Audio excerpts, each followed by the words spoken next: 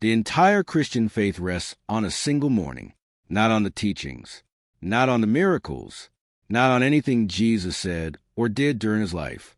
Everything hinges on one moment, when a tomb was supposedly found empty before sunrise. And that's not my claim. That's straight from First Epistle to the Corinthians 15:17, where Paul the Apostle writes, "If the resurrection didn't happen, your faith is worthless." Think about that. If that one event didn't happen, what does that mean for everything built on top of it? And if it did happen, why don't the accounts line up? Because here's the part most people never do.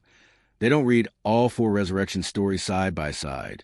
You've heard the Easter story your whole life, right?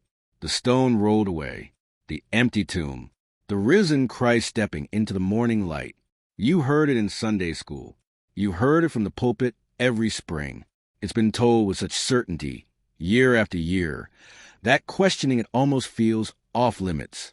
But what happens if you do something dangerously simple?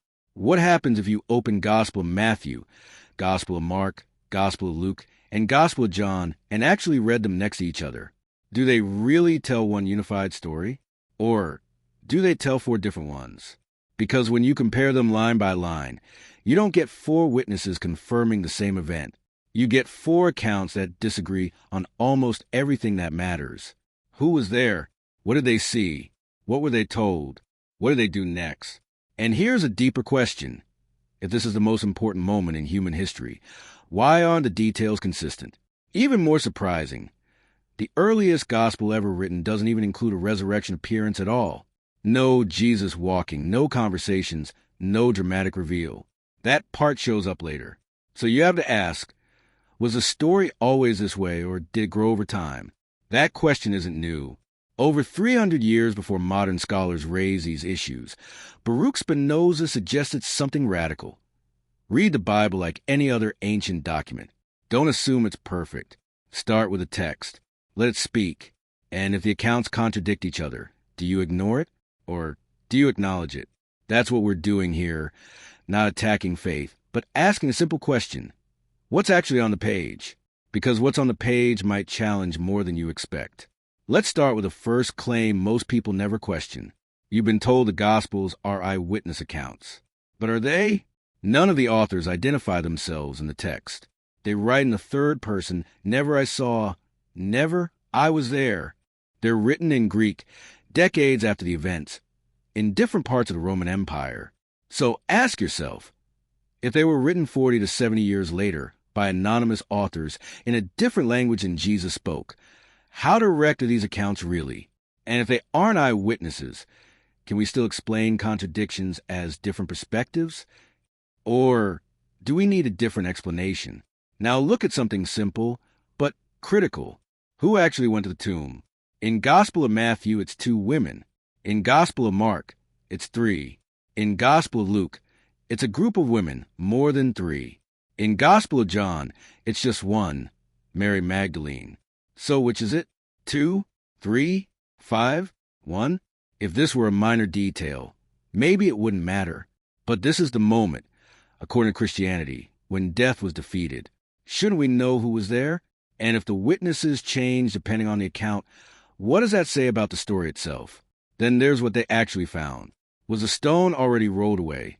Or did they watch it happen? Was there one figure inside? Or 2? Was it a man or an angel? Were there guards or not? Did the women tell anyone, or did they stay silent? Because in one account, they run and tell everyone. In another, they say nothing at all. So which version are you supposed to believe? And why were you never encouraged to compare them directly? Now here's where it gets harder to ignore.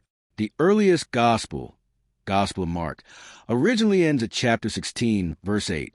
No appearances, no conversations, no risen Jesus interacting with anyone, just an empty tomb and silence. The women flee in fear and tell no one. That's it. So ask yourself, if the earliest version of the story ends without anyone seeing Jesus, where did the later appearances come from? Because verses 9 to 20, the ones that include those appearances, were added later. Even the oldest manuscripts don't include them. Your Bible likely has a footnote saying exactly that. So why is that addition still read as if it's original? Then there's the timeline. Did Jesus eat the Passover meal before he died? Or not? Gospel of Mark says yes. Gospel of John says no. Both can't be true. So which timeline is accurate? And why does the commonly taught version blend both, as if there's no conflict? And what about the famous 3 days and 3 nights? Count it. Friday evening to Sunday morning. Does that equal 3 nights? Or just 2? If the math doesn't work, why is it still presented as if it does? Now, consider something even more extreme. Only Gospel of Matthew describes dead saints rising from their graves and walking through Jerusalem. Think about that. Multiple dead people walking into a major city, appearing to many, and yet no other gospel mentions it. No Roman historian records it. No Jewish historian documents it. So you have to ask, if something that extraordinary really happened, why is there only one account?